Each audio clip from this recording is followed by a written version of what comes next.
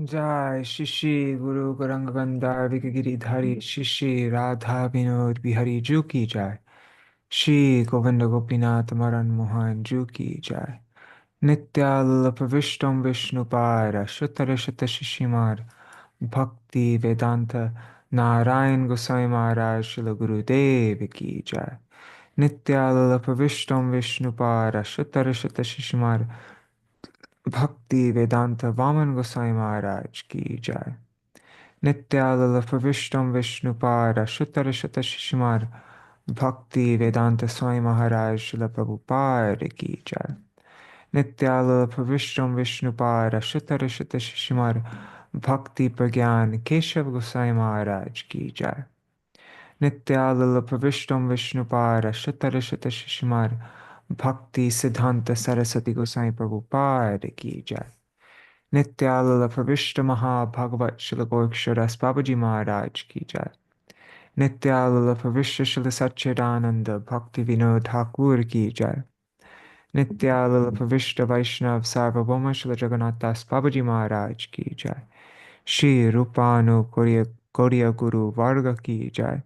Shri Rup Sanatan Bhatta Raghunath Shri Jeev Gopal Bhatta Dasagunath Ashar Gosai Prabhu Ki Jai. Shri Sarup Damodar Rai Ramanandari Shri Gaur Parshad Vrinda Ki Jai. Namachay Shri Haridas Thakur Ki Jai. प्रेम से कहो श्री कृष्ण चैतन्य प्रभु नित्यानंद श्री अद्वैत गदाधर शिवासरी गौर भक्त वृंद की जय। श्री क्षेत्र मंडल गौर मंडल ब्रज मंडल मथुर वृंदावन धाम की जय। सर्व अभिष्ट प्रदात गिरिराज महाराज की जय। श्री राधा कुंड श्याम कुंड की जय। श्री यमुना देवी गंगा देवी की जय। श्री तुलसी महारानी वृंद देवी की जय। श्री भक्ति देवी की जय। ओ জুতো খুঁজছি জুতো খুঁজছি জুতো পাইনি। এখানে বাপ্পাদের বাড়িতে চুরি হয়েছে, সব জিনিস চুরি করে নিয়ে গেছে। ওখানে 3টে বাড়ির সব জানালা ওয়াল ভেঙেছে। বাবা আর যে বাড়ি চুরি হয়েছে সেই বাড়ির সামনে এই জুতো রেখে গেছে। ও বাবা পেয়েছো? सही जय श्री पूर्णमासी योग माया की जय। श्री गोपेश्वर महादेव की जय। श्री हरि नाम संकीर्तन की जय। अनंत कोटि वैष्णव वृंद की जय। समागत गौर भक्त वृंद की जय। जय श्री निताय गौर प्रेमानंदे हरि हरि वो। जय ग्रंथराज श्रीमद् भागवतम की जय। Hare Krishna. Sorry, I got interrupted in the middle of my Jaidwani there. Um, okay, so Dandavat Pranams. Oh, we'll do Mangalacharya and then I'll talk.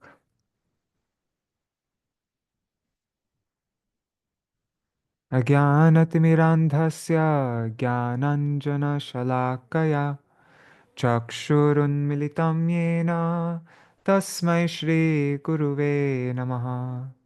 Guruve Gaurachandraya Radhikaya Tadalaye Krishnaya Krishna Bhaktaya Tad Bhaktaya Namo Namaha. Namo Om Vishnu Padaya Radhikaya Priyatmane Shri Śrīmad Bhaktivedānta Nārāyaṇa Namine Shri Krishna Lila Katane Sudaksham Audarya Madhurya Gunashcha Yuktam Varang Varanyam Purusham Mahantam Narayanam Tvam Shirasa Namami.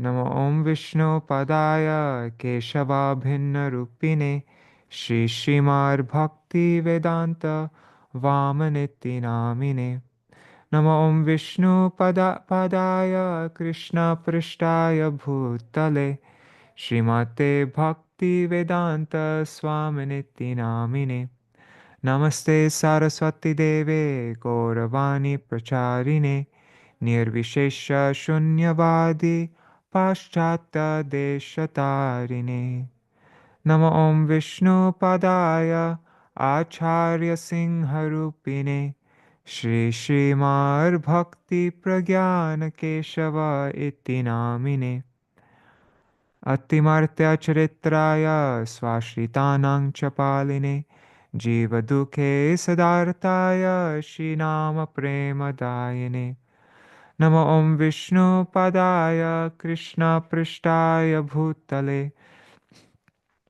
Śrīmate Bhakti Siddhanta Saraswati iti namine Shivarshabhanavi Devi Daitai Kripabdai Krishna Sambandha Vijnana Dayane Prabhave Namaha Madhuyojula Premadhya Shirupanuga Bhaktida Shri Gaura Karuna Shakti Vigrahaya Namostute Namaste Gauravani Shri Murtaye Dinatarine Rupanuga Virudapa Siddhanta Dvanta Harine Namo Gaurakishoraya Shakshad Vairagya Murtaye Vipralambara Sambodhe Padambhujayate Namaha Namo Bhakti Vinodaya Satchidananda Namine Gaur Shakti Swarupaya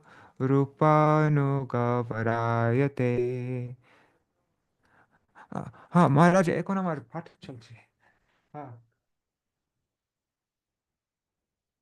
আচ্ছা আচ্ছা ঠিক আছে এক second Subal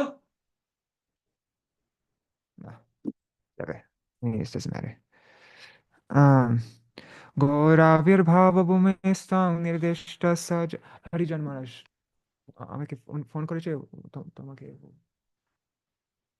phone করো গৌরাবির্ভাবভূমিস্তাং নির্দিষ্ট সজনপ্রিয় वैष्णव सार्वभौम श्री जगन्नाथाय ते नमः पञ्चकल्पतरुभ्यश्च कृपा सिन्धुभ्य एव च पतितानां पावनेभ्यो वैष्णवेभ्यो नमो नमः नमो महावदन्याय कृष्णप्रेमप्रदायते कृष्णाय कृष्णचैतन्य नाम्ने गौरत्विषे नमः हे कृष्ण करुणा सिन्धो दीनबन्धो जगत्पते गोपेश गोपिकान्त राधाकान्त नमोऽस्तु ते तप्तकाञ्चन गौराङ्गी राधे वृन्दावनेश्वरी वृषभानुसुते देवी प्रणमामि हरिप्रिये तवैवास्मि न जीवामि त्वया विना इति विज्ञाय देवी त्वां नायमां चरणान्तिकाम् भक्त्या विहीना अपराधलक्षाय क्षिप्ताश्चकामादितराङ्गमध्ये कृपामयि त्वां शरणं प्रपन्ना वृन्दे नमस्ते चरणारविन्दम् भज श्रीकृष्ण चैतन्य प्रभु नित्यानन्द श्री अद्वैत गदाधर शिवासारि गौर भक्तवृन्द हरे कृष्ण कृष्ण कृष्ण हरे हरे हरे राम हरे Ram Ram Ram Hare Hare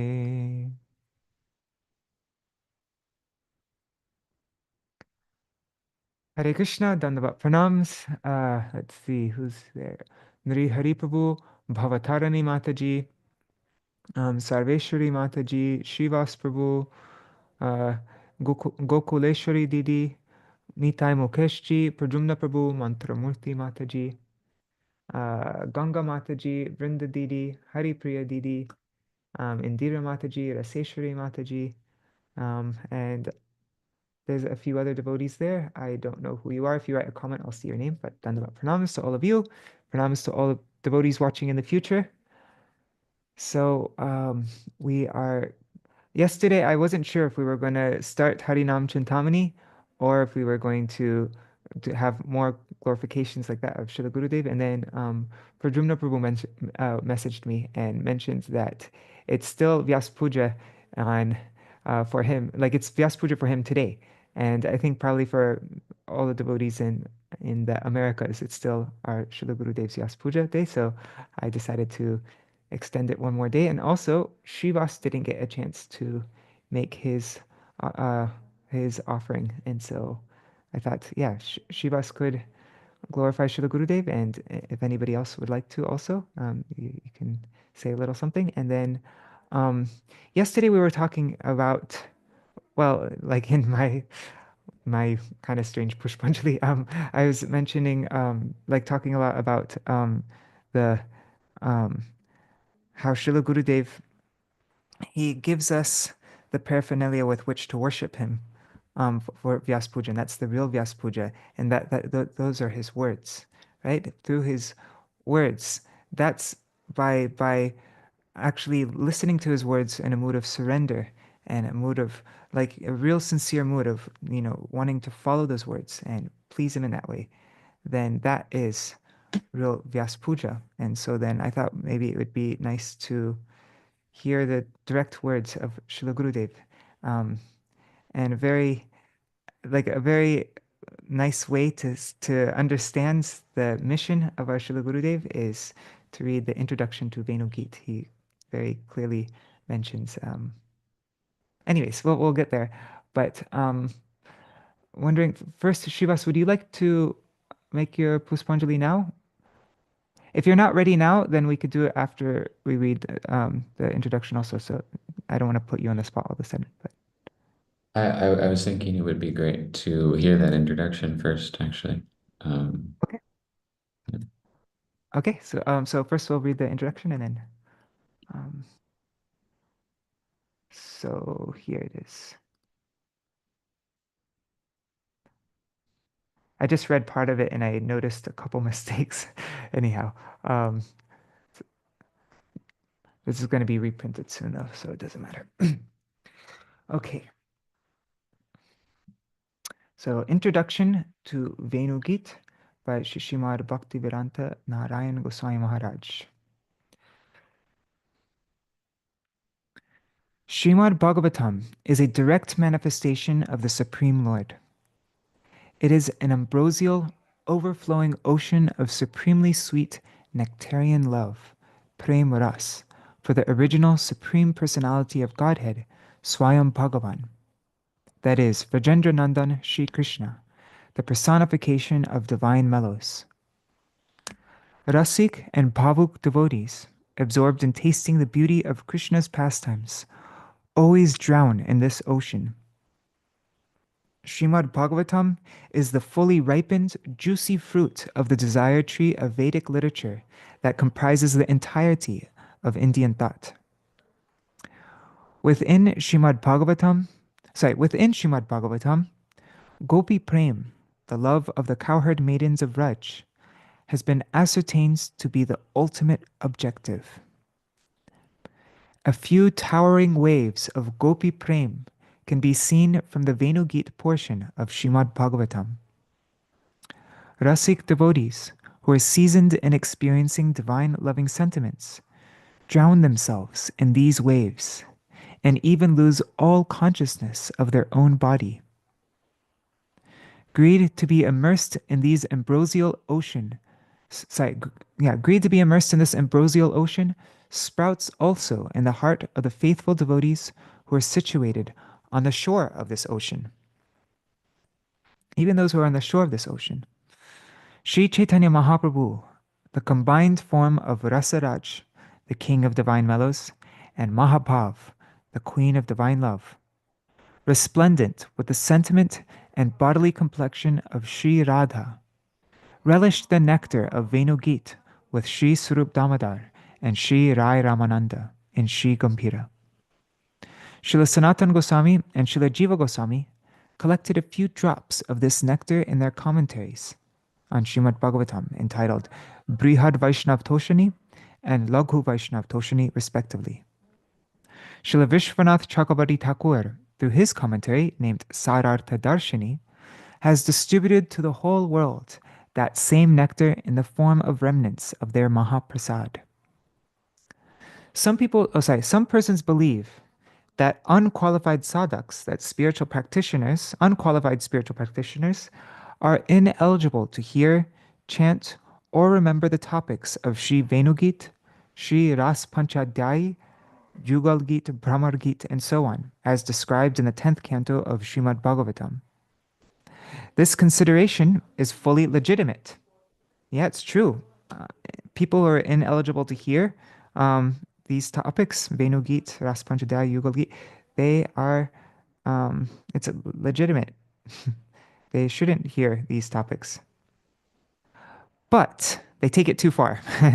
According to their conception, like their definition of what unqualified is too much.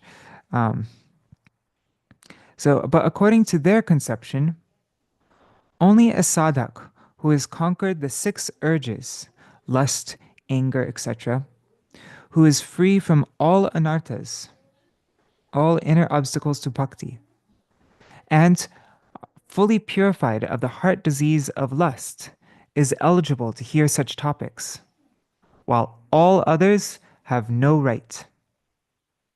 We will now examine this topic in greater detail. Śrīla Rupa Gosvāmī, who established and fulfilled the inner heart's desire of Śrī Chaitanya Mahaprabhu, composed Śrī Bhakti Rasamrita Sindhu, Śrī Ujjvala Nilamani, and other sacred texts. Śrīla Krishnadas Kaviraj Goswami composed Śrī Chaitanya Charitamrita. While writing, they were deeply concerned that these confidential texts on ras, on transcendental loving exchanges, should not fall into the hands of unqualified persons. If this should occur, it could present a great disturbance to the world. A glimpse of this topic is found in Śrī Chaitanya Charitamrita Adi Lila 4.231, as stated by Śrīla Krishnadas Kaviraj Goswami. He says, "E sab siddhanta gura kohite na jujai, na kohile keho ihar anta nahi pai, ataiva kahi kichu koriya nigura, bhujibe rasika bhakta na bhujibe mura. Hridaye dharaye je Chaitanya Nityananda, e sab siddhante she paibe ananda, e sab siddhanta hoy amrer pallava, bhaktagan kokiler sarvada vallabha, abhakta ushtrer ithe na hoy pravesh, tabe chitte hoy mor ananda vishesh, je lagi kohite bhoy, she jadi na jane, iha vai kiba sukha ache tribhuvane, attaiva bhaktagane kori namaskar, nishanke kohiye tar hok chamatkar."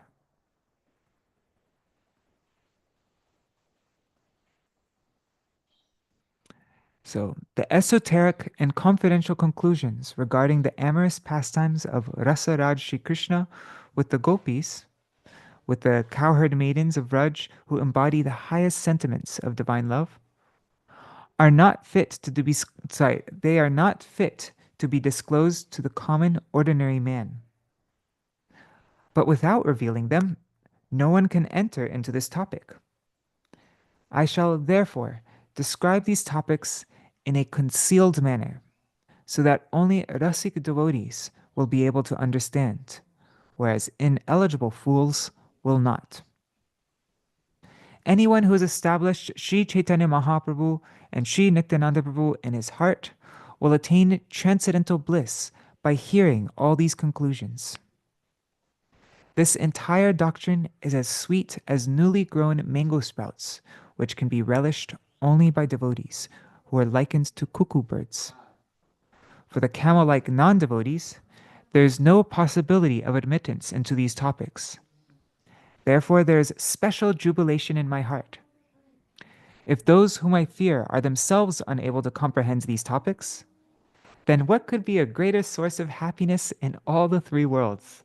Therefore, after offering obeisances to the devotees, I am revealing this subject without any hesitation.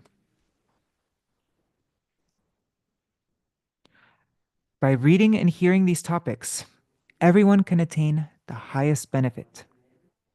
In Sri Chaitanya Charitamrita Adi Lila 334, Śrīla Krishnadas Kaviraj Goswami has clarified this topic by quoting the following verse from the Śrīmad Bhagavatam 10:33-36.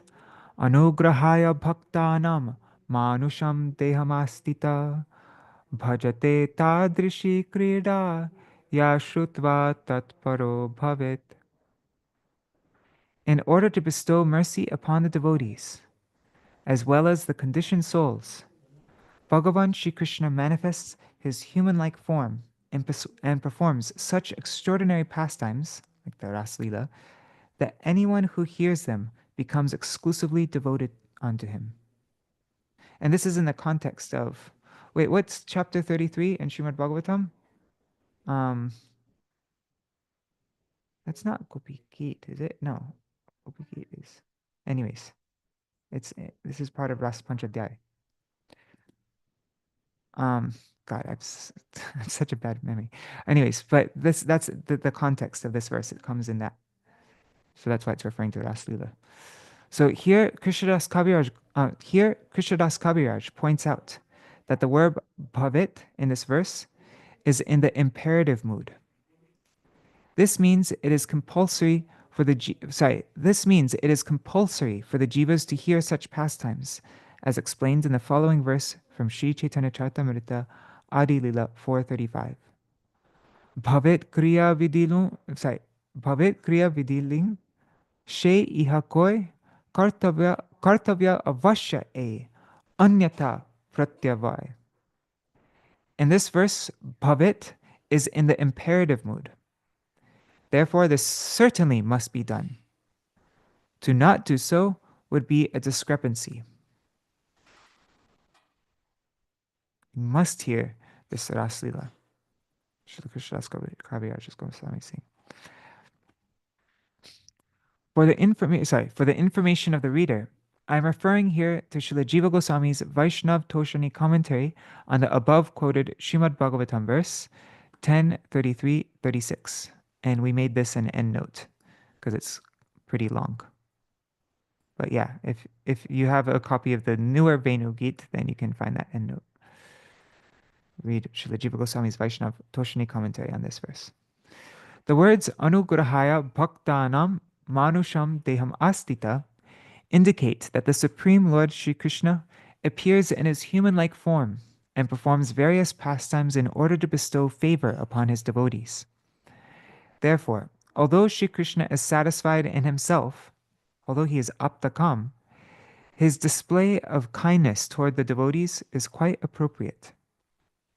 This is a distinctive characteristic of Vishuddha Sattva, pure spiritual goodness. The Lord is always prepared to reward the devotees with a result consistent with their performance of bhajan.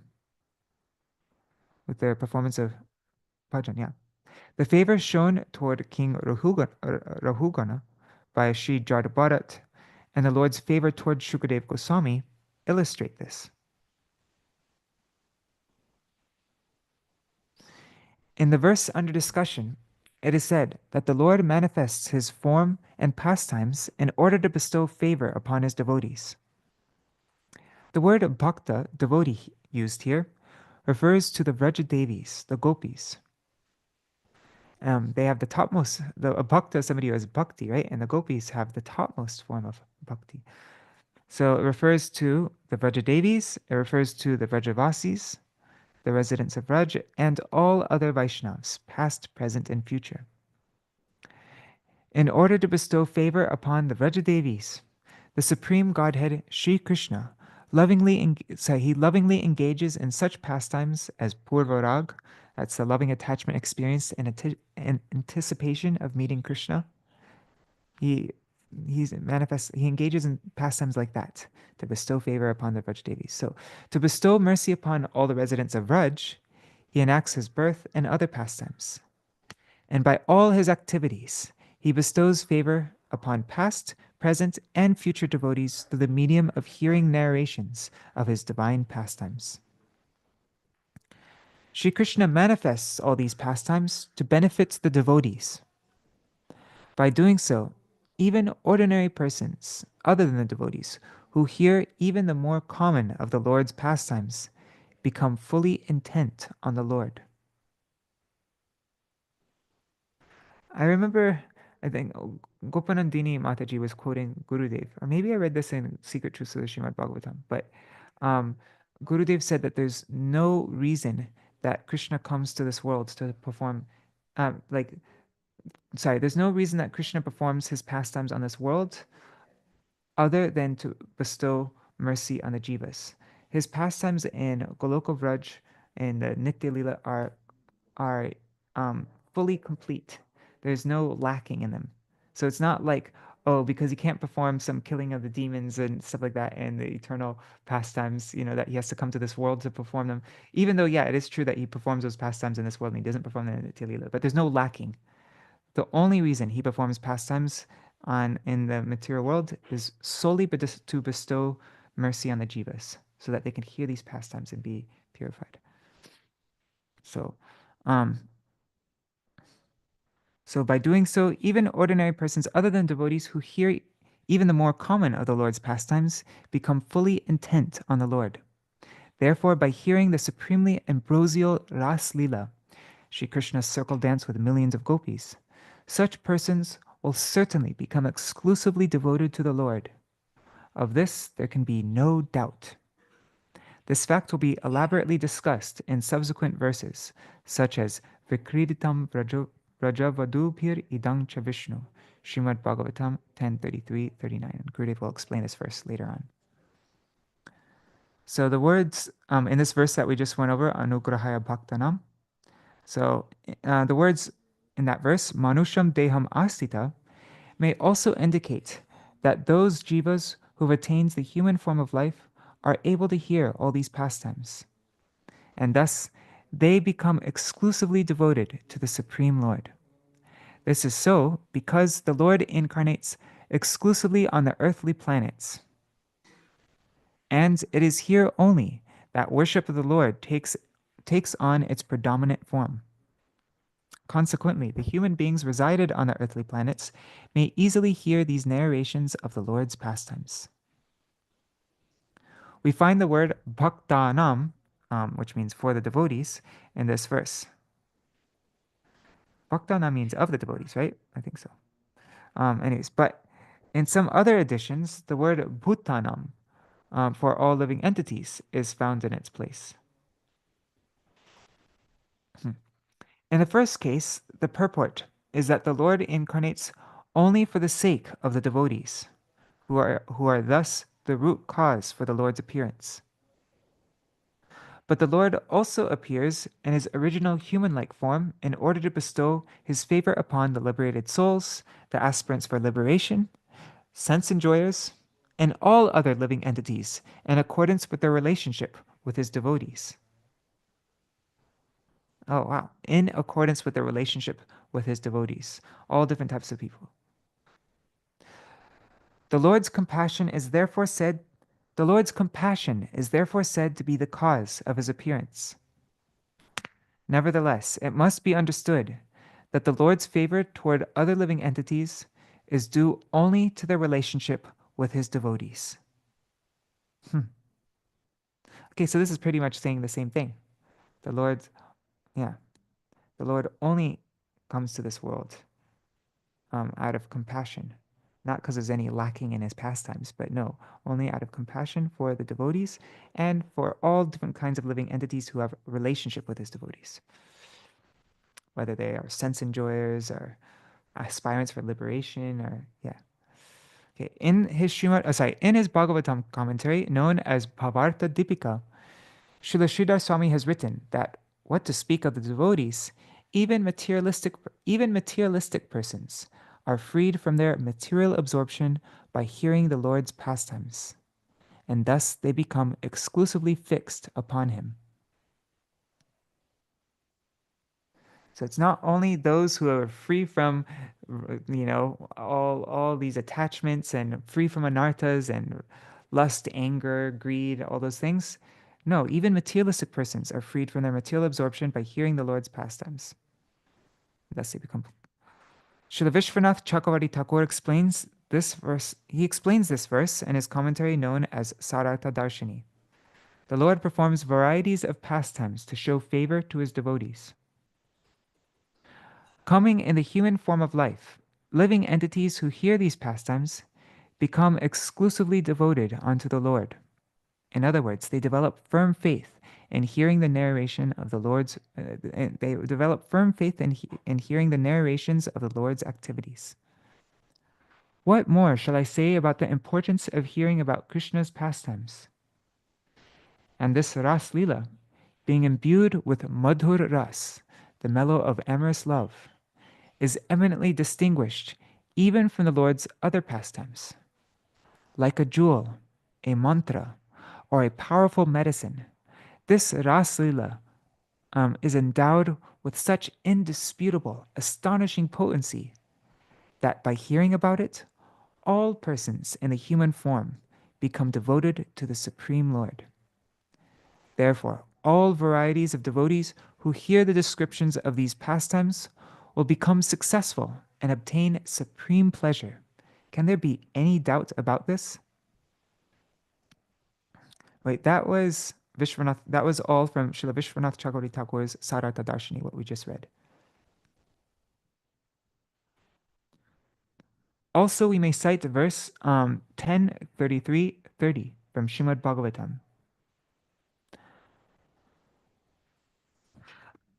Sorry, probably many of you know which chapter 33 is, but if somebody doesn't mention it right now, then I'm just going to check really quick.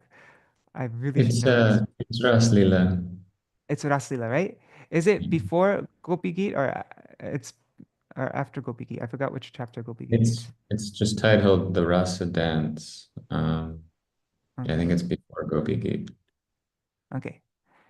All right, so this is just, yeah, so you get the context of where these verses are coming up. No, So you know sorry, after Gopi Gita. Okay, it's after Gopi Gita, yeah. So yeah, that's the context. Right after Gopi Gita, it's saying all these verses. And so that's why when it's saying, one must hear these pastimes, it's referring to specifically the Ras Lila pastimes. So also we may cite verse 10:33-30 from Śrīmad Bhagavatam. Naitat samacharej jatu manasapi hyanishvara vinashyatycharan modhyar yatarudrobdhijam visham. In other words, those who are not the Supreme Lord, who are powerless and subjected to karma, should never imitate the Lord's pastimes even within their mind. If anyone foolishly imitates Lord Shiva by drinking the poison generated from the ocean, he will certainly be destroyed. The gist of Śrīla Jiva Goswami's and Śrīla Vishwanath Chakravarti Thakur's commentaries on this verse is that living entities who are subservient to the material body and who are anishvar, bereft of the controlling potency of the Supreme Lord, should never behave in such a way as to imitate the Lord. What to speak of actually transgressing religious codes, as the Lord seems to do in his pastimes? One should not entertain even the desire to do so. The word samacharan, behavior, when divided into its constituent parts, samyak and acharan, signifies complete behavior. Here it has been used to indicate total prohibition of such activity. Therefore, the purport is that such behavior should not be adopted even to the slightest extent. What to speak of performing such activities through speech or the senses, one should not even mentally conceive of such activities for oneself. The word he indicates that this certainly must not be done. If one were to behave in that way, he would be completely destroyed. The significance of the word modhyad, stupidity, is that if anyone, being ignorant of the Lord's omnipotence and his own incompetence, if he foolishly adopts such behavior, he will be utterly ruined. Just as if anyone other than Lord Shiva were to foolishly consume deadly poison, instantaneously he would be killed. But Lord Shiva, in spite of drinking poison, is not destroyed. To the contrary, he attains even greater fame and splendor as Nilakanta, he whose throat turned blue from drinking poison. Here in this verse, imitation of such behavior has been prohibited. Yet in the verse already cited, Śrīmad Bhagavatam 10:33-36, Ya Shrutva Tatparo Bhavet, it is evident that not only devotees, but even others who faithfully hear these pastimes will become fully devoted to the Supreme Lord. But there's a key word in this sentence right here. Śrīla Gurudeva is saying faithfully, with Shraddha, Shraddhanvito, right? Faithfully. So if somebody has some faith, then they have some qualification to hear. But if they don't have faith, then those are the people ineligible to hear about these topics. So this has been further explained in the following verse from Śrīmad Bhagavatam 10:33-39. Vikriditam vrajavadu bhiridang cha Vishnu. Here's that word. Shraddhanvito nrishinuyad atavarna yedya. Bhakting parang bhagavati Bhaktim parang bhagavati pratilabhya kamang. Hridrogamashvapahino tyachirena dhira. A sober person who in the beginning, faithfully and continuously hears from his guru the narrations of Shri Krishna's unprecedented ras dance with the young brides, the gopis of Vraj, and later describes those pastimes, very soon attains para bhakti or prema bhakti, the supreme loving devotion for the Supreme Lord, and thus becomes competent to quickly dispel the heart disease of lust. Hridrogam ashu apahinoti achirena dira achirena. Here Śrīla Jiva Goswami comments. He comments in Vaishnav Toshini, having concluded the narration of the Ras Lila, Shukadeva Goswami became deeply immersed in spiritual ecstasy. In this verse, he describes the fruits of hearing and chanting the Ras Lila, and thus benedicts all future listeners and reciters. Those who incessantly and faithfully hear Krishna's Ras Lila with the young brides of Vraj, and later repeat those pastimes, quickly attain para bhakti toward Bhagavan Shri Krishna, and thus relinquish the heart disease of lust. Shraddhanvita means to hear with firm faith. This word has been used to prevent the offense that results from mistrust or disregard of the statements of Shastra, authorized Vedic scriptures. Such negative temperament is in complete opposition to the principle of hearing with faith. It has also been used to promote constant hearing, anushunayat, right? By its use, the importance of hearing has been pointed out. The words atta varnayed indicates that after continuously hearing the Raslila, along with other special pastimes, one will personally describe those pastimes. By indirect implication, it is further indicated that after hearing and reciting, one will also remember those pastimes and take great delight in them. In other words, hearing, chanting, remembering, experiencing delight, and so on are all implied by the words Shraddhanvita anushunayat attavarnayed, to repeatedly hear with faith and then describe. Para bhakti, supreme devotion, means bhakti which follows in the wake of the gopis of Vraj. Therefore, the bhakti referred to here is prem bhakti of the highest category. The word pratilabhya, obtained, together with the word para bhakti, possessing the distinctive characteristics of prem, indicates that first para bhakti is obtained within the heart, displaying all its unending varieties at every moment. Thereafter, one quickly gives up the heart disease of lust.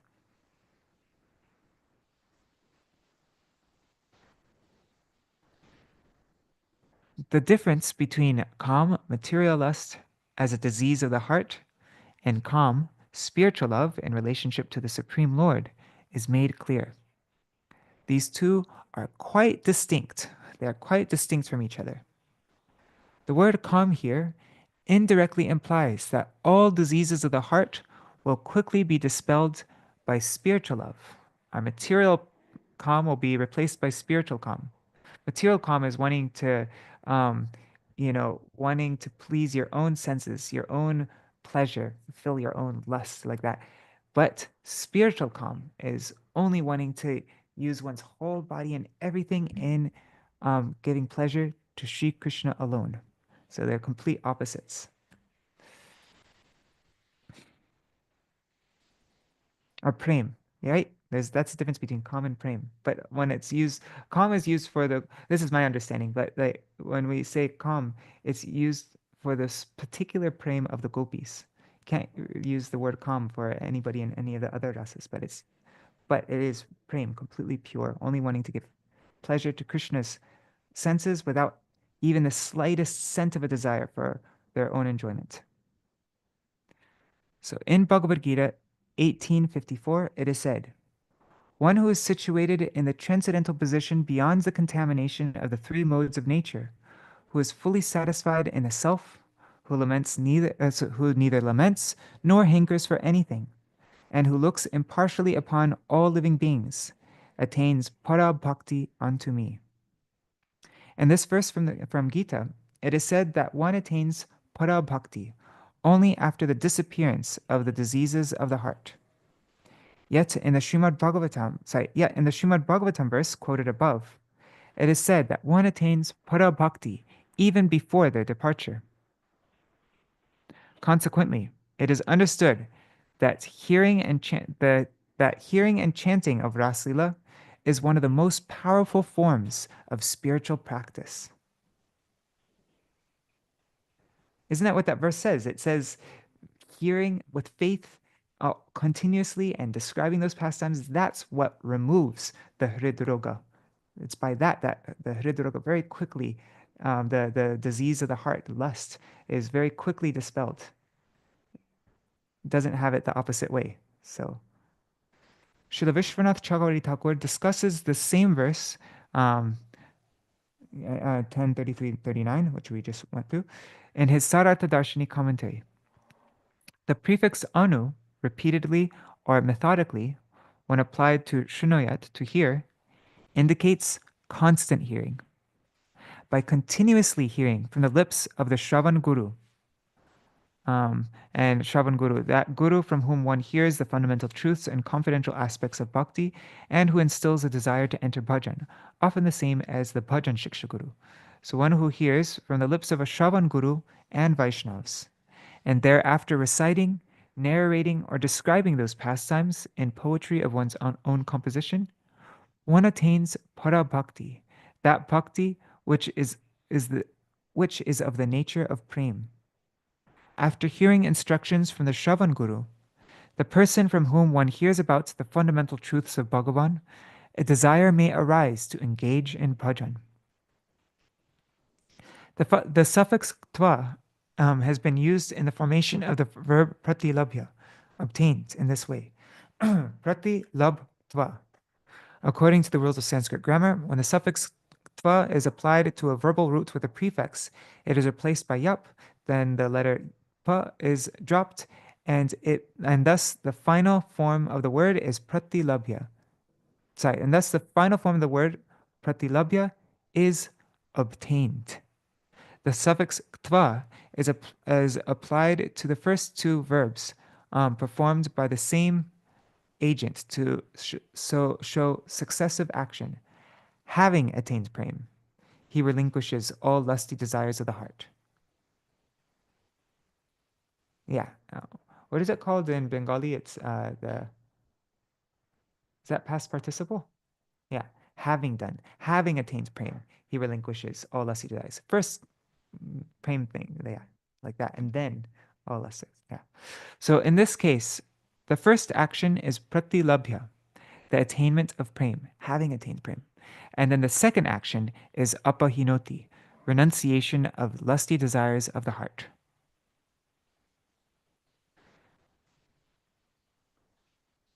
Therefore, the suffix tva in the verb pratilabhya indicates that although lust and other evils still remain within the heart, prem bhakti first enters the heart and, by its extraordinary influence, destroys all vices to the root.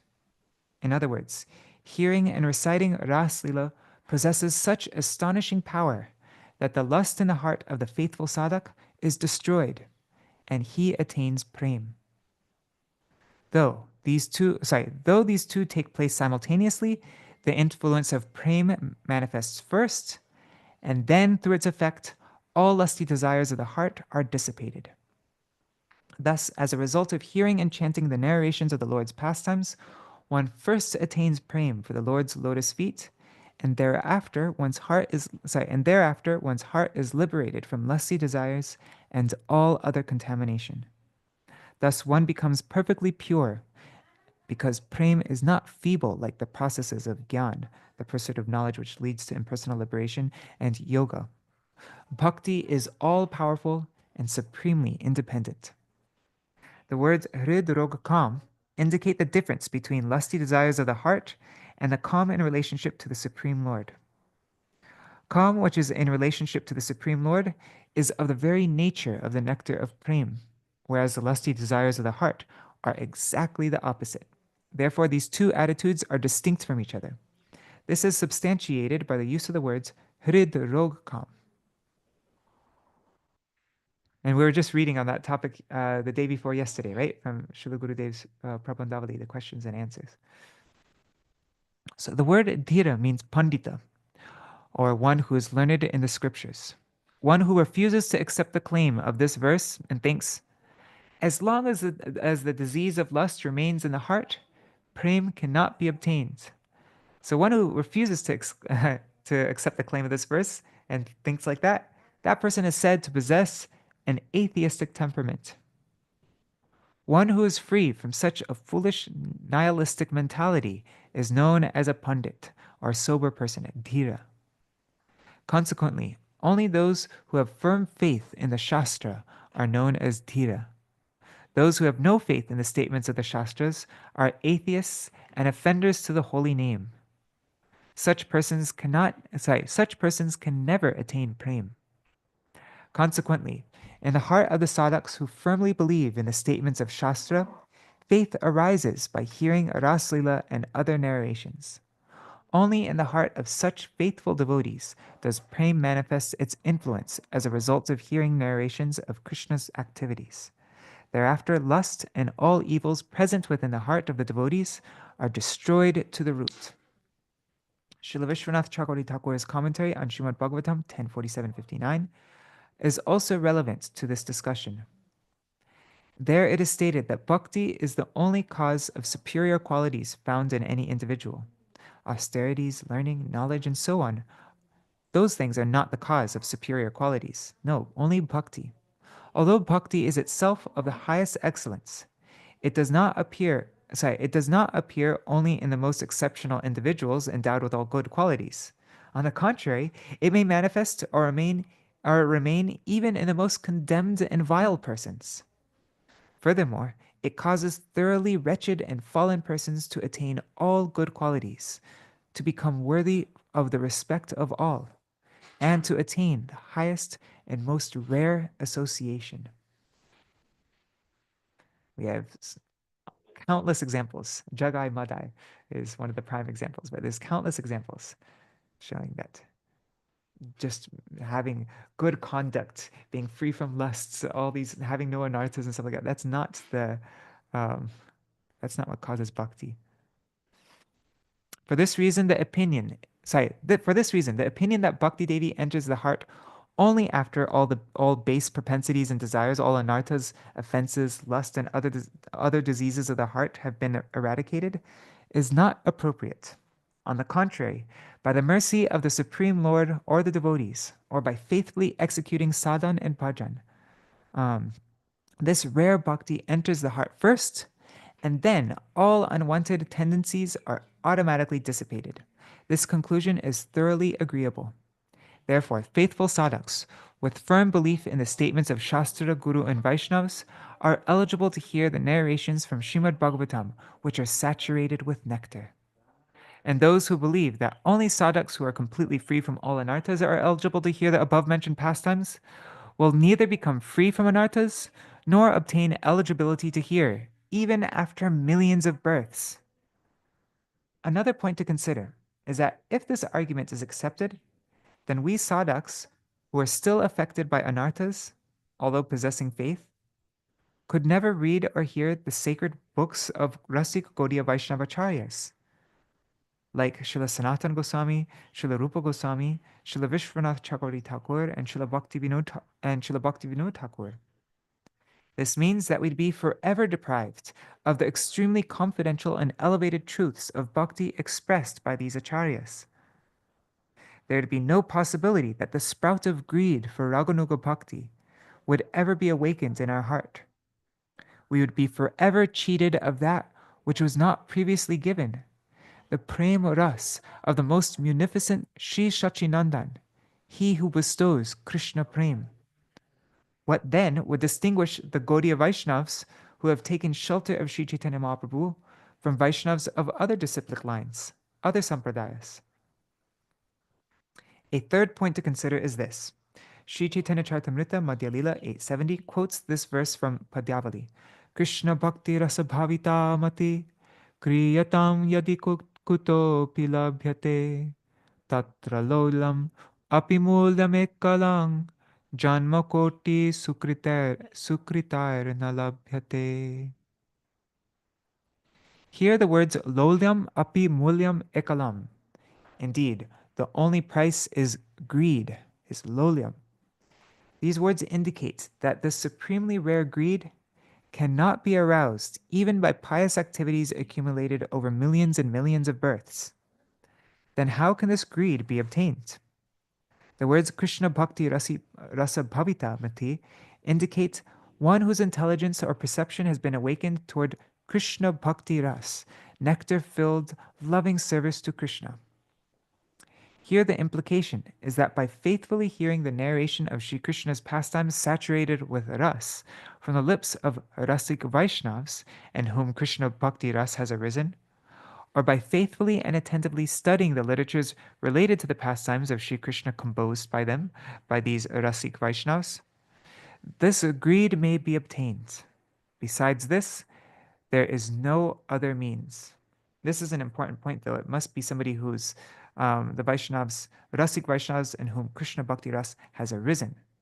We shouldn't hear Ras Lila and all these topics from anybody, like from somebody in whom Krishna Bhakti Ras has not arisen. It's really important where we're hearing from. Some maintain that at present, no sadhak exists who is completely free from anarthas, and that therefore no one is eligible, nor in the future will anyone be eligible. This argument is completely illogical. Freedom from lust and all other anarthas in and of itself is not the qualification for entrance into Raganuga Bhakti. On the contrary, a greed awakened towards the Lord's madhurya, sweetness, is the sole qualification for entrance into Raganuga Bhakti. Right? What's that verse in Bhakti Rasamrita Sindhu? Shrutvapi, whatever. I can't think of it right now. Nor is there any certainty that by routine observance of the limbs of Vaidhi Bhakti, by only following Vaidhi Bhakti alone, greed toward Raganuga Bhakti will automatically awaken. There is no evidence of this anywhere. Therefore, our highest obligation is to follow the purport of the commentaries of the previous acharyas to the above-mentioned verses of Śrīmad Bhagavatam. It is by the inspiration of His Divine Grace, Śrīla Gurupad Padma Nityalila Pravishta Om Vishnupad Ashtotara Shatashi, Śrīmad Bhaktivedānta Keshav Gosvāmī Mahārāja, and the repeated solicitation of many bumblebee-like devotees that I am presenting Śrī Veṇu-gīta to the readers, along with the purport to the commentaries of Śrīla Chakravarti Thakur and Śrīla Jiva Goswami named Sarartha Darshini and Śrī Vaishnav Toshani respectively. By reading this subject with full faith, the greed to enter into Raganuga Bhakti will certainly sprout in the heart of the faithful devotees. This itself is the very purpose of human life. Having expounded upon every point, I end the discussion here, praying for a drop of mercy from Sri Guru and the Vaishnavas, Tridandi Bhikshu, Śrī Bhaktivedānta Nārāyaṇa. Jai Śrīla Gurudeva ki jai. Very important. Yeah. Very, I think this is something maybe I'll come back to every now and then. I think I read this last year also, around this time. But yeah. All right. So, Srivas, would you like to make your Puspanjali? Sure. Thank you for reading that. I needed to hear that. Solidified a lot of things. Yeah. I guess I should say Pranam mantra. Om Ajnanatimidandasya Jnananjana Shalakaya Chakshurunmilitam Jena Tasmai Shri Gurave Namah. He Shri Guru Jnanadadina Bandhu Swananda Data Karunaika Sindhu Vrindavana Sina Hitavatara Prasida Radha Pranaya Pracharam. Offer my obeisances to my Shri Guru Pada Padma, Trila Prabhishtam Vishnupad Śrī Śrīmad Bhaktivedānta Nārāyaṇa Gosvāmī Mahārāja, and to His Divine Grace, Śrī Bhaktivedānta Swami Prabhupada, to the Śrī Rupanuga Gauri Guru Varga, Śrīmad Mahaprabhu Shri Radha Krishna, and to the Vaishnavas present, to yourself, Madhukar Prabhu, thank you for being my best friend, always engaging me in seva to Gurudev and Shravan and Kirtan, and to all the devotees there, Bhavatarini, Didi, Nirihari Prabhu. It's so nice to have small interactions with you and feel the love of Srila Prabhupada coming through you. I was really touched by your offering yesterday, really, Madhukar Prabhu, by your just a heartfelt offering, and Narayana Prabhu, the story that you've shared now, I think twice with me, about going to see Srila Prabhupada and asking him, how you will know who to take shelter of. I've been actually repeating that story now to devotees here in Goa, because it's a topic that's always on people's minds, is who to take shelter, how to find nourishment, where to find nourishment from, and how to know. And it's such a beautiful answer. Just follow your heart. And so reading this, what you just read now, is also seems very on point. I keep meditating on, over the last few years, I keep meditating on, I want to understand what the name Narayan means, what the significance of that is. There just seems to be infinite layers to it. But I keep coming back to, there's a verse in Bhagavatam, second canto,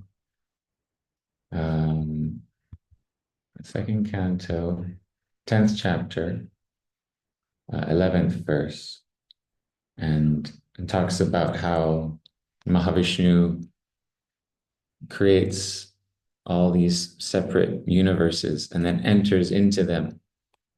And he creates water, transcendental water, within each of those universes, the Garbhodak ocean, and he lies down in those waters. And that is the meaning, or the kind of the definition of the name Narayan.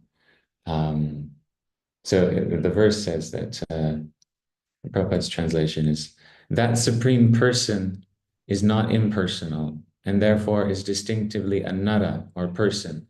Therefore, the transcendental water created by the Supreme Nara is known as Nara. With a noun like that, when you create another noun that's related to it, you add like a long A, like Madhva Vaishnavas become, so Madhva is Madhvacharya, and then of someone who's his follower is a Madhva, so the long A comes in. So in the same way, the Supreme Personality of Godhead, just like the Christians say, God created man in his own image. So Nara, he is Nara, Narottama, Purushottama. And the water created from him is Nara. And he lies down in that water. And so, and ayan means like abode. So he whose abode is that water that is created from himself. So this, in the previous verses, Srila Prabhupada also talks about how this shows that the Supreme Lord is completely independent. He is his own shelter, right? So, I just think this, I mean, I think I could talk for like an hour just about this, this subject. But I just want to say briefly that it seems so clear in Śrīla Gurudeva's pastimes that he was bringing this nourishment.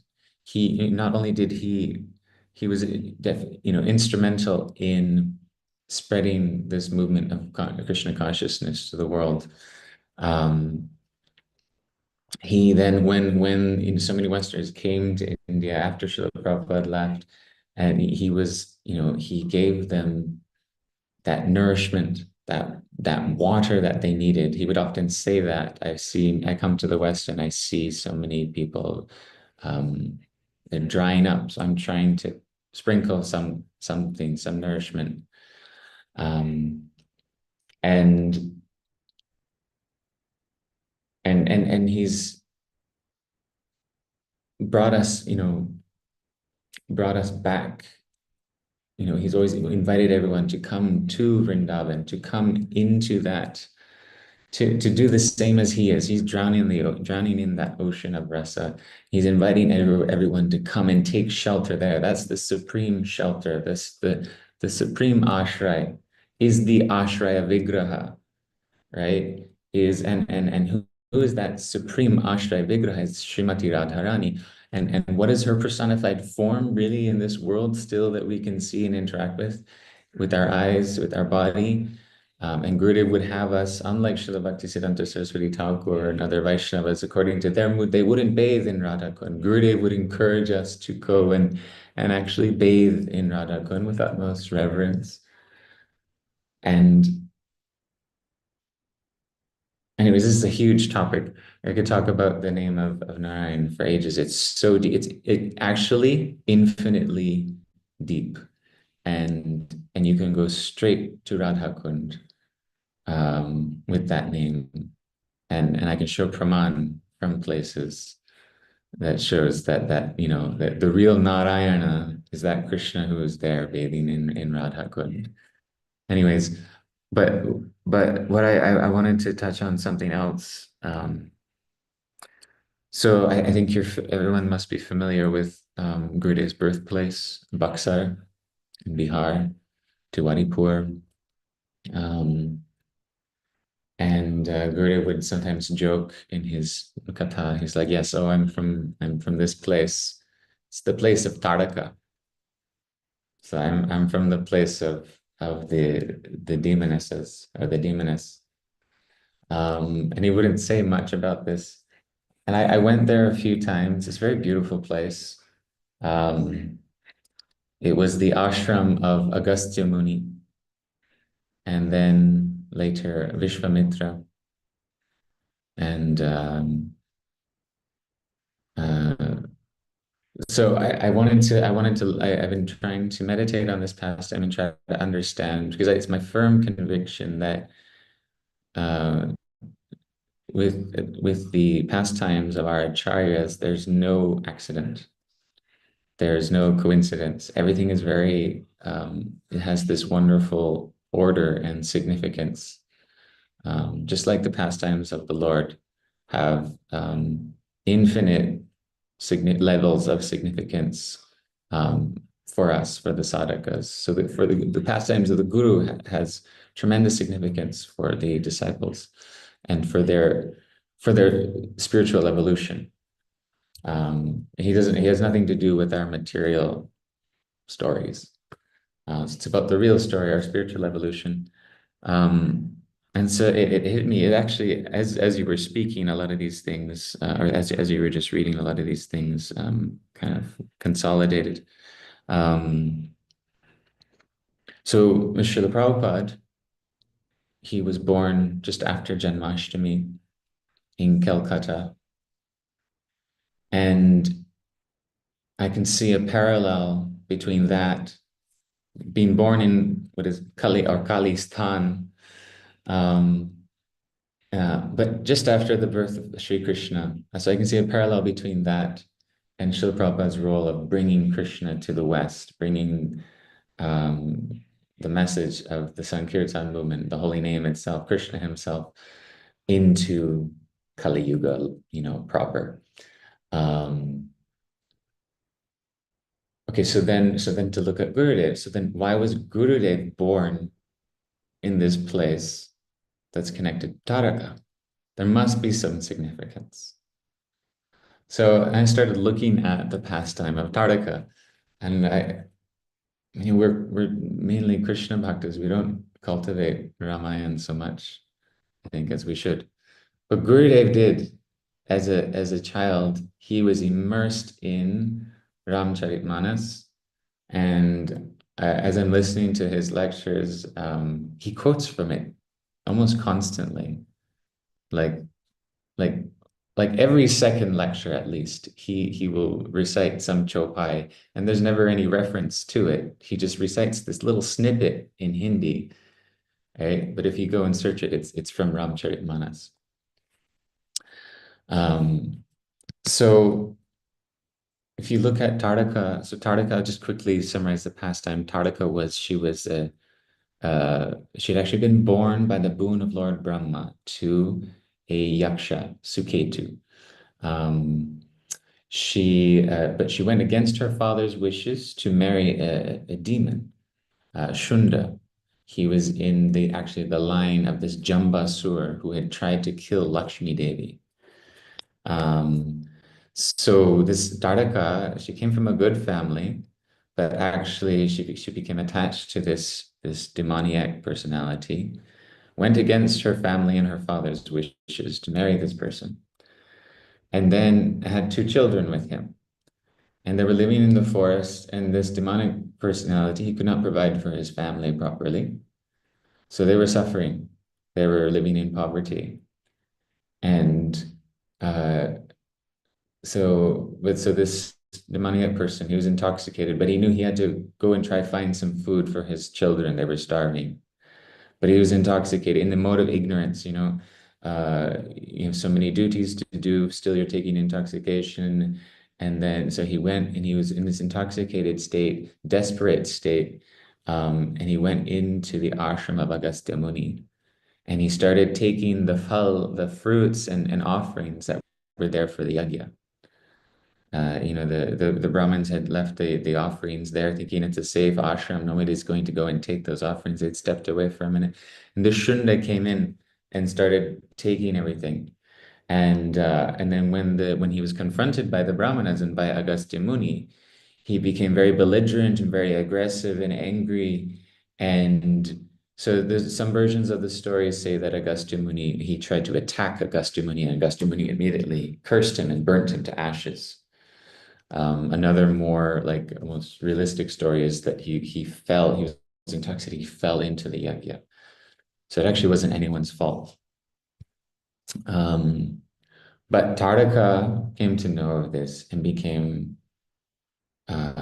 completely enraged. She felt that Agastya Muni had killed her husband, and so she felt justified in then killing all his disciples, and he had to flee. He cursed her. It says that he cursed her. She became so angry because of her behavior. he like cursed her to become this demoness, this ogress. But it was almost like her rage was the cause of her becoming that. So, the exact sequence of cause and effect is hard to discern there. But so she took over that forest. So so the pastime of Taraka is showing how unchecked anger and envy and violent tendencies can completely disrupt the performance of yajna. And that's what was happening there. To Vishwamitra, he could not perform his yajna. That's why he went to Ayodhya and asked Dasharatha Maharaj to give him his two sons. He took shelter of Narayan to rid his ashram of this disruptive force. And so I think there's profound significance in this, and something to meditate on. So Krishna, the first demon that he kills is Putana. And the same with Ram, the first demon that he kills is Taraka. So it's interesting that both Ram and Krishna first they slay this demonic motherly figure, which is really interesting from a psychological perspective. There's these concepts of the if the mother doesn't offer up her child to the supreme good, or to the world in service of the supreme good, if she smothers the child, tries to possess the child for herself, this is how all kinds of psychopaths are created, actually. So the mother must have a very, with the proper balanced fatherly energy, must have this, she has this tremendous role in creating life and bringing the child into the world, but she also, there's this very interesting, very deep, something to meditate on, why Ram and Krishna, why the first thing they do is this, is tackle this demon. It's almost like there's some very deep-rooted issues in the psyche. And Śrīla Bhaktivinoda Ṭhākura takes this kind of psychological approach in Krishna Samhita and talks about how Putana represents the bogus guru, who the one who says, yes, I'm going to nourish you, I'm here to nourish you, I'm your mother, but really there's poison on her breast, and you get poisoned. You're getting milk, but you're also getting poisoned. So Krishna, he deals with that. And I think it's really interesting that, after Srila Prabhupada, certain people who are not qualified to be guru jumped into the position of guru. And so the devotees had to deal with this. Bhagavan's pastimes, ripple through and reflect in the pastimes of our acharyas. So, Krishna's born in the Western world. It's such a joyous, beautiful, spreads across the world. So many people are attracted. But then the next phase right away is this, it's like a Putana Lila comes back. And there's this Putana energy there that has to be dealt with. And I think largely Gurudev actually dealt with it. They were, a lot of those key, I don't want to say any names, but certain key figures of that, people who actually really influenced that whole guru cult, the 11, they came to Gurudev seeking, they were seeking nourishment also. And along with that, how is that connected to Taraka? Well, Raghunath Das Goswami talks about this in his Brajavilas stuff. The first verse, he talks about how he's praised to like in his Manashiksha, how he mentions the only way to save yourself from Pratishta is to take shelter of the devotees of the Lord, the generals, the commanders of his army. So it's the same sentiment echoed there in Braj-Bilasta, but he adds just the further clarification that it's these Kam, Krodha, Lobh, all these 6 dacoits are on the path, and they use the rope of Pratishta to catch me and drag me in. So, these people who are not qualified to be gurus, trapped by the ropes of Pratishta, right, and being controlled by Kama and Krodha. And so that's why we saw how so much like abuse happened in ISKCON then in that period. But so how to deal with that? So this has to be slain. So and they were like motherly, nourishing guru figures, but kind of with this Putana energy, and with this lust, anger, this Taraka energy, but still, how does Krishna and how do the devotees deal with this? And this is a topic that's come up a lot recently. Debates online, like if Prabhupada knew what was going on, what was going to happen, why did he allow it? And then Gurudev is getting attacked for defending Srila Prabhupada and saying he knew, and he was omniscient, but he took that risk anyways, because he knew the benefits would outweigh the negative impacts. And people can't hear this from Gurudev because they're like, oh, he's saying that it was okay. And he's not saying it's okay. He's saying it's horrible. None of that abuse should have happened. But at the same time, Srila Prabhupada still needed to bring Krishna to the West. And unqualified people came in and tried to, demons always come to Braj to try to kill Krishna.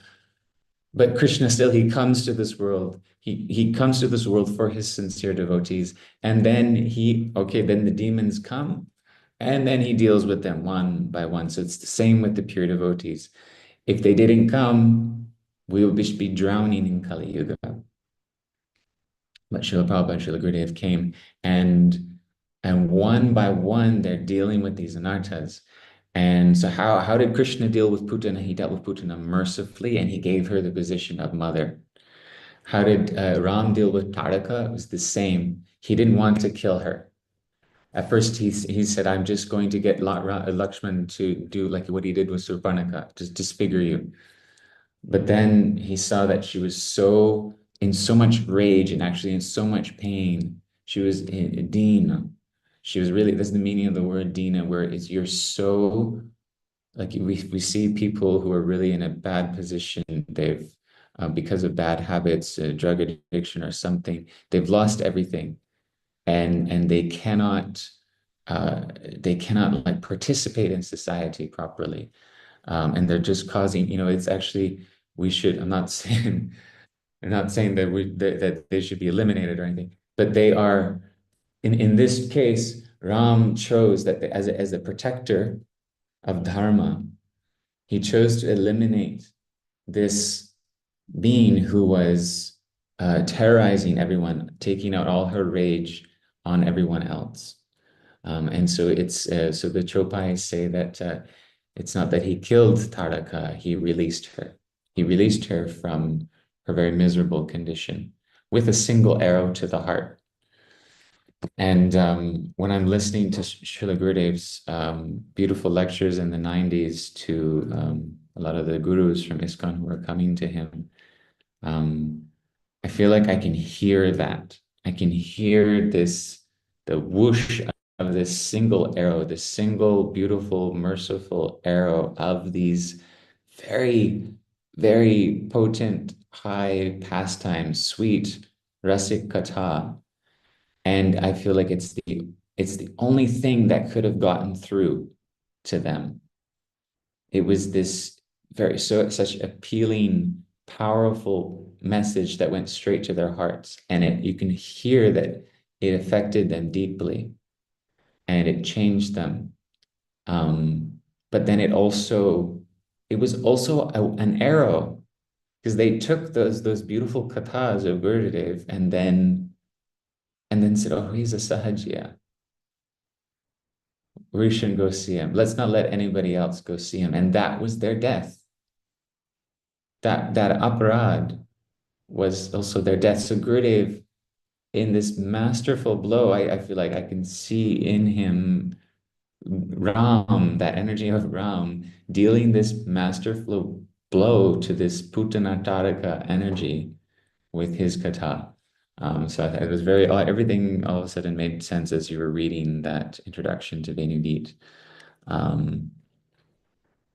And I think this is something to meditate on more. And I hope other devotees, if you have realizations on this, please share with me.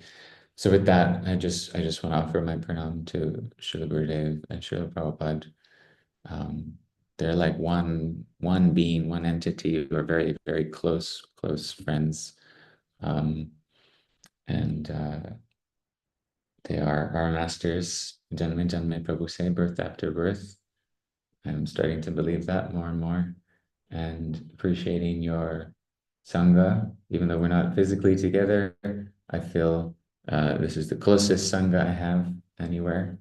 And so thank you to everyone, and just offer my pranams to everyone, all of you as representatives of Śrīla Gurudeva and Śrīla Prabhupada, and in that way offer my Pushpanjali to Śrīla Gurudeva on this day. Thank you for your time.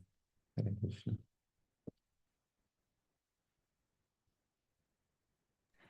Jai Ho. Wow.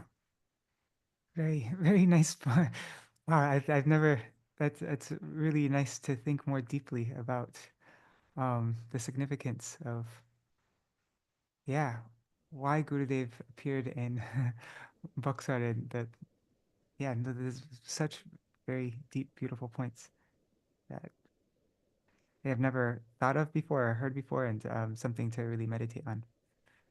And just one thing I like, I don't think, like, I mean, I know you weren't saying this, but just in case somebody misunderstands, but not all the gurus come in this category and like that. Like there's just, I mean, that's not what Srivas implied, but just in case anybody misunderstands, but there's so many It should be pretty clear that there was a certain group of these people who did this.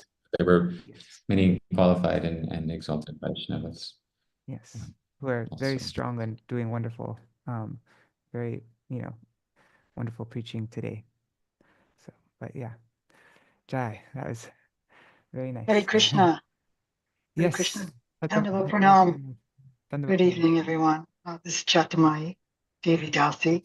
Srivas, I really appreciate your opening this discussion and relating the Putana-taraka character to what is being dealt with, and has to be dealt with ongoing. It's a recurring character in Kali Yuga.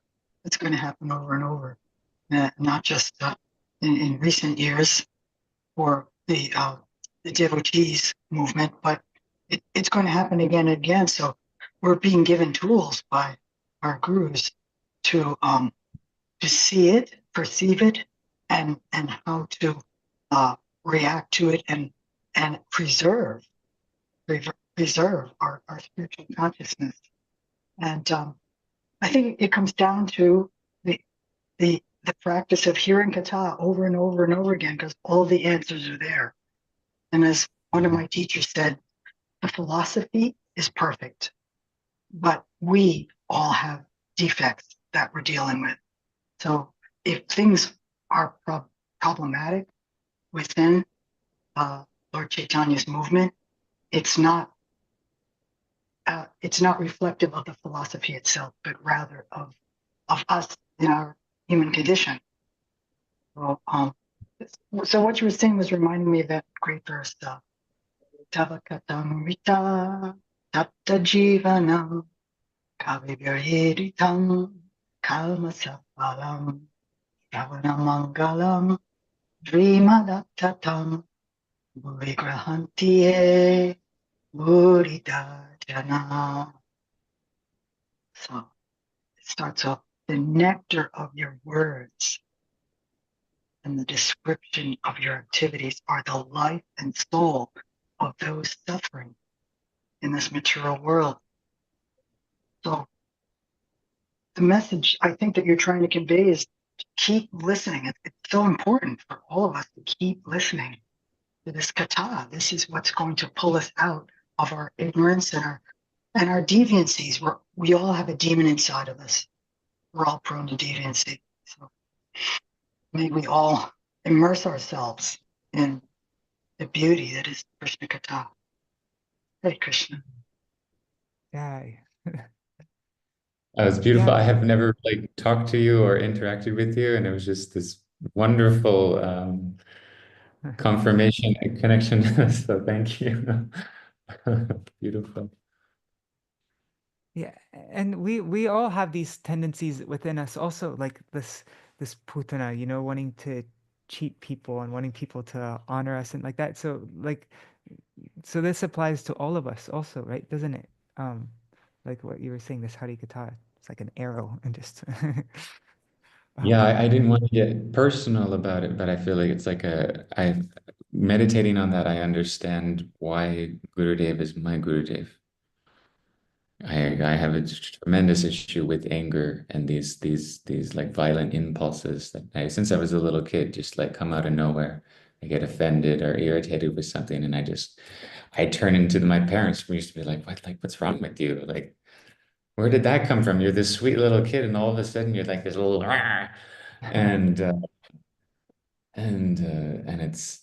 I see how much damage that has done to my life, you know, materially and spiritually. I can't even imagine the damage that does. And so it's like a really powerful wake-up call to like take whatever teachings, whatever Harikatha Gurudev is giving. Where's that arrow? Where is that fatal arrow that is going to come and slay the Taraka in my heart? And that fatal arrow is not a big scary arrow. It's this beautiful, potent, powerful, sweet Harikatha. Like, how lucky am I? I just have to just stand there and take it, and I'll be good. So, Jai Śrīla Gurudeva. Yeah. Jai Shri Guru. All right, so I guess that's. Oh, and sorry, just one quick thing. When you were speaking, Have you ever seen this article by Śrīla Bhaktivedānta Saraswati Thakur Prabhupada? I hear it quoted, but I haven't actually read it myself. But when he talks about when something like this, so like when the when the bona fide acharya of of a sampradaya or any like a religious institution, when the leader leaves, then it is overcome, like it gets taken control of over like in Kali Yuga by putanas. I think he uses that exact term, putanas. Have you ever heard? Yeah, it's in the Gaudiya. I haven't translated it yet. I've read it briefly. It's Putana, something to do with Putana, and this topic. Following kind of it's expanding on what Bhaktivinoda Thakur started talking about in Krishna Samhita. Actually something I should do soon. And that's, I mean, and like Chatamai Mataji was saying, that's something it happens countless times in the past and will continue to happen in the future, and we should never be disturbed by whatever happens to society. And that's the beautiful thing with our like this process, is that things might go dark for a certain period of time, but then it's like there's always it's like what do you say, like it's never broken completely, and there's never any reason to just like become like hopeless and like, oh, it's all just dark. But continuously Krishna keeps on sending his pure devotees to reinvigorate and to protect and continue this pure current. And so because it's organic, and things that are organic have cycles. There's winter, summer, fall, again, winter, spring, summer, fall. There's always these cycles of birth and death and rebirth. And it's interesting, actually, in Ramcharitmanas, I figured I found what I think is kind of the like some significance of the Leela. Like as soon as Ram kills Taraka, then Vishwamitra is very happy, and he recognizes his Lord, his Prabhu, as the fountain of all knowledge. But he imparts to him these special mantras. He gives him all these astras, but he gives him a special mantra that arms him against hunger and thirst and gives him unequaled strength of body and a glow of vigor. So soon as Ram slays this evil motherly figure, he gets this mantra, this sacred mantra, the real Saraswati mantra, or real mantra, real mother in the form of mantra, that gives him full, like, this is how Ram and Lakshman can fight for days in battle against demons and not go hungry and thirsty. He gets this special mantra against hunger and thirst. It's this glow, this vigor. So I believe that is, that's the kind of the boon, the Vardhan. Once this demon is slayed in our own lives, we'll be given this tremendous vigor and energy. So I think it's talking about that. Wow. Very nice. And the thing, like, that's the beauty of our Bhagavat parampara, is that it's not like it doesn't mean anything if everything goes, if bogus philosophy starts to, like, if it gets taken over by the line, like the the Pancharatrik parampara might become, the next acharya or whatever might become, like, starts spreading things like Apasiddhanta and like that, and it might, but in the Bhagavat parampara, no matter what happens, it always will remain pure for eternity, no matter what happens to whatever diksha line it, you know what I mean, if it goes off track and anything like that. But it's right, it's Yeah, we'll eternally. find that next link in the parampara may not be within our line or like our direct. Yeah.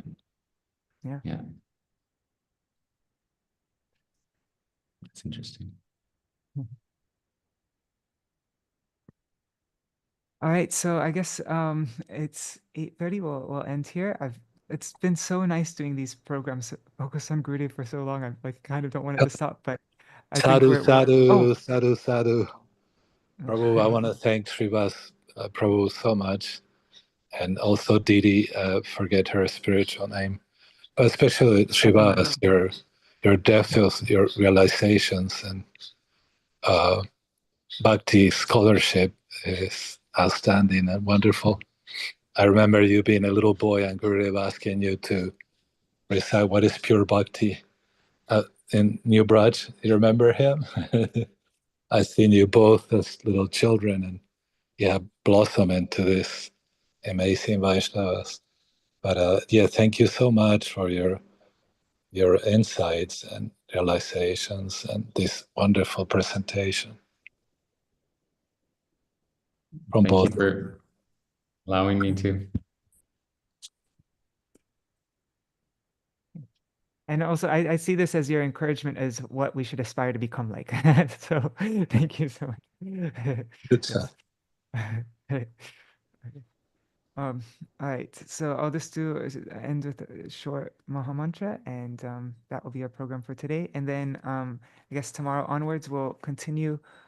We'll revise Harināma-cintāmaṇi chapter 1, and then continue reading the rest of Harināma-cintāmaṇi. And as always, if there's, like, for any special occasions, any titis, if there's ever any special thing that you want to read or like that, it's it's always, you're always welcome and invited. All right, just getting the Mridanga.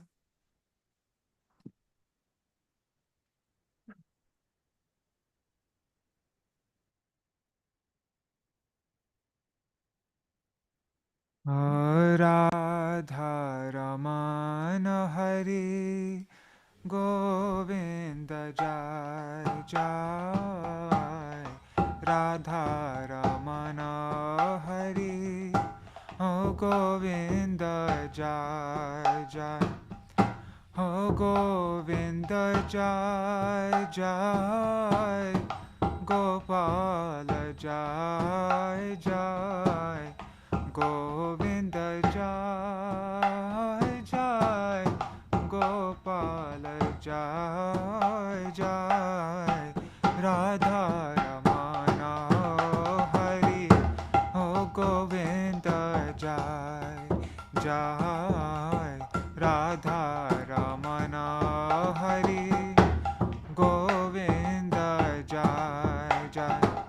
Hare Krishna, Krishna Krishna, Hare Hare, Hare Ram, Ram Rama, Hare Hare, Hare Krishna, Krishna Krishna, Hare Hare, Hare Ram, Ram Rama, Hare Hare, Hare Krishna, Krishna Krishna, Hare Hare, Hare Ram, Ram Rama, Hare Hare, Hare Krishna, Krishna Krishna, Hare Hare, Hare Ram, Ram Ram, Hare Hare, Hare Krishna,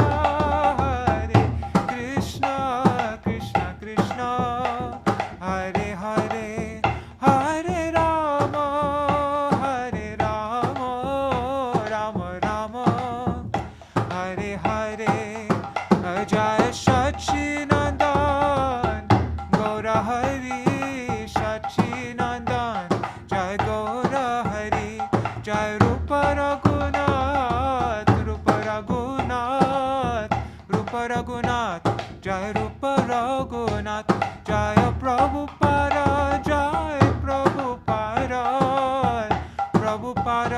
Jai Prabhupada, Jai Gurudeva,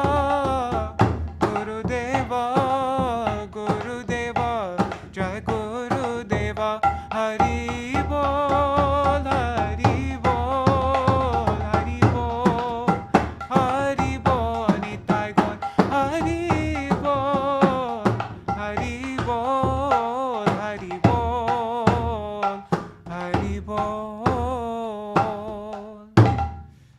Jai Śrīla Gurudeva ki Jai. Shivas, would you like to do Jai Dwani?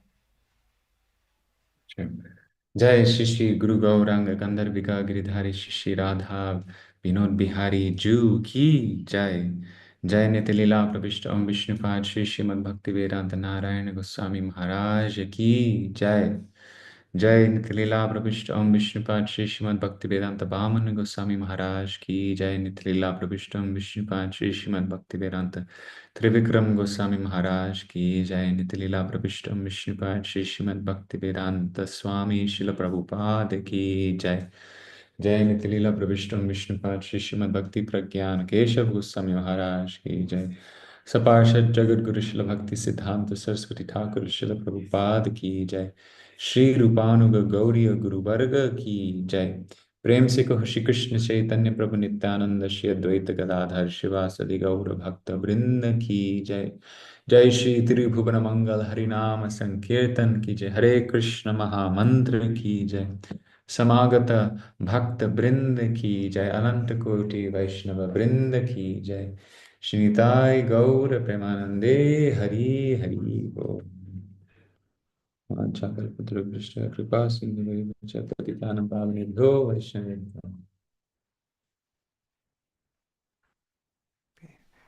Hare Krishna. Dandavat Pranams. See you all either tomorrow or whenever. Thank you so much for joining. And I'll just offer Niri Hari Prabhu, Dandavat Pranams, Papatarani Mataji, Chatamai Mataji, Gokuleshwari Didi, Nitai Mukeshji, Srivas Prabhu, Sarveshwari Mataji, and let's see on YouTube and Facebook. So many devotees are there today. Wow. Ganga Mataji, Vrinda Didi, Hari Priya Didi, Vidyalala Sadidi, Raseshwari Mataji, Prajumna Prabhu, Mantarmurti Mataji, Marusudan Prabhu, Lakshmi Ben Mataji, Premavati Didi, and Patita Pavani Didi, and Indira Mataji, and so many other devotees. Dandavat Pranams. Thank you so much for joining, and pranams to all the devotees watching in the future, and see you all tomorrow, or whenever. Next time. All right. Hare Krishna.